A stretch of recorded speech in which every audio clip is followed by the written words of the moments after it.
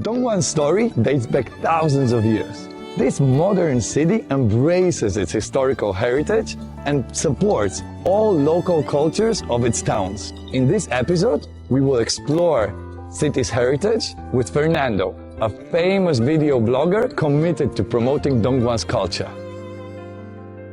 Hi, Fernando. Hey, Jacob. I heard a lot about you. So I want to know, why do you promote Dongguan culture? Well, Jacob, the truth of the matter is that there's so much culture here in Dongguan and the world doesn't know about it. This is why I brought you today to this place, which is a national, intangible heritage known as Moja Kung Fu. So, are you ready? Right? I'm ready. Let's go. Let's go.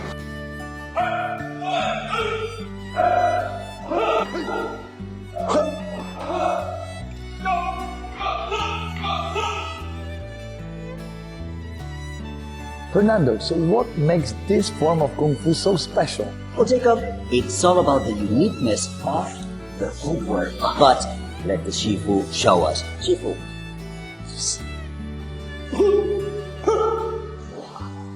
So you see, this is why it's so important for me to showcase to the world all the culture there is in Dongguan. How do you feel? I feel energized. All right, so are you ready for the next step of today's tour? Certainly am. Let's go. Thank you.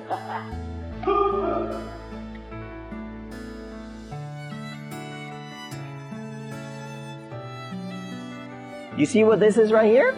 Looks like a goose. Yes, this is Dongguan goose roasted in lychee wood, and it's absolutely phenomenal. So why is it so special? Well, it's all about the wood. We are in Dalingshan, where they have very different kinds of lychee tree, and it's the aroma from this wood that gives it this very special flavor. You cannot say that you've been to Dongguan without having tried this goose.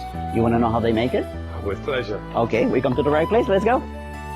This is really different from the roasted goose I've seen before or tried before. Yes, this is why it's so important to me to promote Dongguan food, because it's so unique.